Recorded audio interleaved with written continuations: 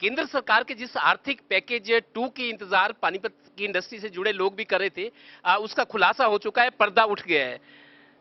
गुप्ता जी, आप बिल्कुल तफसील से समझाओ, पानीपत की इंडस्ट्री जिस तरह से पानीपत के ज्यादातर लोग हैं, 80% जिस सेक्टर में काम करते हैं, उन लोगों को या आपको क्या फायदा नजर आ रहा है जो आज घोषणाएं हुई हैं? देखिए, एमएसएमई सेक्टर के लिए सरकार ने 3 लाख करोड़ रुपए का प्रावधान इस बात के लिए किया है कि भाई बगैर कोलेटरल लोन जो है वो एमएसएमई को दिया जाए, 3 लाख करोड़ रुपए का, जिसमें 1 साल का रीपेमेंट के लिए 1 साल का मोरेटोरियम और उसके बाद में 3 साल में वो अमाउंट पे करना होगा, मतलब 4 साल के पीरियड के लिए सरकार ने किया है। परंतु इसमें जो हमें उम्मीद थी या जो हम चाहते हैं, इसमें कहीं भी लोन मिलने का प्रावधान तो ठीक है, वो भी बाद में देखेंगे भी बैंक किस देते हैं नहीं देते हैं। कई बार ऐसा भी होता है, कोई बैंक देता है कोई नहीं देता, गारंटी केंद्र सरकार की है।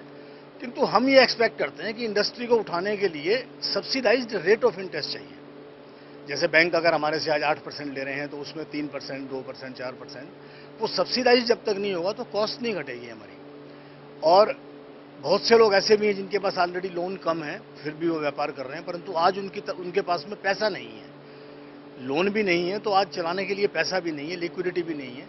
उनको एडिशनल कैपिटल अगर उसी बिजनेस में डालनी आती है तो वो तो फिर नुकसान की तरफ भी जा सकते हैं कि जिस पैसे में काम चल रहा था उसमें और पैसा लोन लेके डालना पड़ गया और काम वहीं की वहीं है, तो वो एक खतरा भी हो सकता है। मतलब कर्मचारियों को लेके जो जैसे ईपीएफ की बात है, कर्मचारियों को सरकार के कर्मचारियों से आपसे बोझ कितना हटाया गया है? नहीं, हमारे से देखो ऐसा है, सरकार ने 3 महीने के लिए पहले डिक्लेयर किया कि भी 12% एम्प्लॉई और 12% एम्प्लॉयर का जो शेयर है वो सरकार पे करेगी, प्रोवाइडेड उसमें जो कंडीशन लगी भी 100 आदमी अगर हैं काम करने के लिए तो उसमें 90% आदमी होने चाहिए जो 15,000 रुपये से कम सैलरी लेते हो।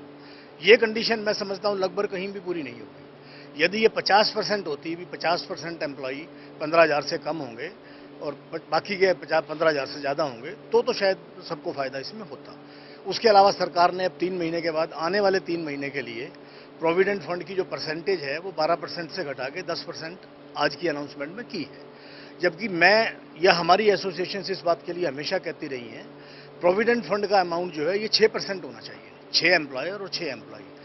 पानीपत के लोग, आप खुद कहते हैं हम चाइना से टक्कर ले रहे हैं, चाइना से पानीपत के लोग टक्कर ले रहे थे, उन जैसा माल बना रहे थे, मशीनें यही, मतलब निर्भरता चाइना पे कम हो गई थी। अब आपको कितना लगता है कि कितना आगे बढ़ पाएंगे या कोई ब्रेक लग जाएंगी, जो कुछ मिला है आपको? नहीं, इससे मेरे को लगता है जो वित्त मंत्री, जो माननीय वित्त मंत्री जी ने अपनी प्रेस कॉन्फ्रेंस शुरू की तो उन्होंने जो मोदी जी ने बोला था वही 3 वाक्य बोले, triple L, land, labour and liquidity. तो आज जितनी भी घोषणाएं की हैं वित्त मंत्री जी ने, उसमें उन्होंने मैक्सिमम जोर दिया है लिक्विडिटी पे। लेबर का तो प्रधानमंत्री जी पहले ही पैकेज लेबर के लिए 1,70,000 करोड़ का दे चुके थे। आज एमएसएमई के लिए काफ़ी घोषणाएं हुई हैं।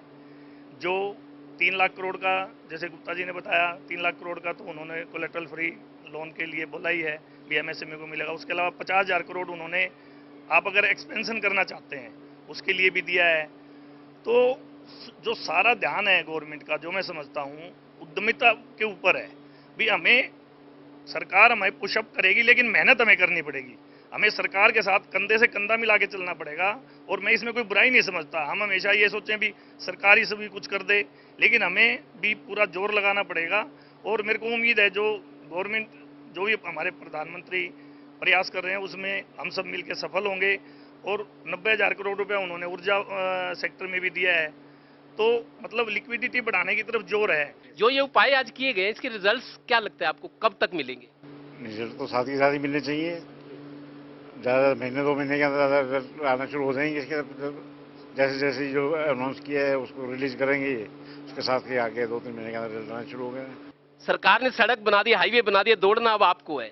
बात तो यही है, करना तो हमें जो कुछ करना है। सरकार तो सिर्फ हमारी हेल्प तो कर रही है हमारी, लेकिन करना हमारे को है। ऐसा नहीं है कि हम बैठे रहेंगे सरकार हमारे देगी, ऐसा कुछ नहीं है। हमें खुद चलना पड़ेगा, तब सरकार हमारे साथ, हम तब चल पाएंगे सरकार के साथ। अच्छा, जो लैंड रिफॉर्म्स हैं उनको जल्दी से जल्दी अनाउंस करें। जैसे स्टेट में सीएलयू एक बहुत बड़ी बाधा है। कोई भी इंडस्ट्री लगाने के लिए आदमी, कोई भी एंटरप्रेन्योर है, 1-2 साल के लिए तो सीएलयू लेने के लिए चक्कर ही लगाता रहेगा। अब सीएलयू नहीं मिलेगा तो अगला स्टेप लोन कैसे लेगा, लोन नहीं मिलेगा तो फैक्ट्री कैसे लगाए। तो हमारी सरकार से एक ये डिमांड है, लैंड रिफॉर्म्स को जितनी जल्दी से जल्दी हो सके वो किया जाए, जिससे कि जो जीडीपी का पहिया है स्पीड से आगे बढ़े। पानीपत की टेक्सटाइल सिटी से जुड़े उद्यमी अपनी तरफ से कुछ नहीं कर सकते, लेकिन सरकार ने जो कुछ दिया है उसमें राजी हैं। लेकिन ये भी उम्मीद करते हैं कि लैंड बैंक, एक जो बड़ा मुद्दा पानीपत की इंडस्ट्री के लोग कहते रहे हैं, लैंड बैंक सरकार बनाए, लैंड सरकार मुहैया कराए, बाकी चीजें लोग कर सकते हैं। लिहाजा जो कुछ मिला है उसी से ही अब संतोष करना पड़ेगा और इसके रिजल्ट्स का इंतजार रहेगा। सहयोगी श्रीनिवास के साथ Devendra Kathuria, total news, Panipat bureau.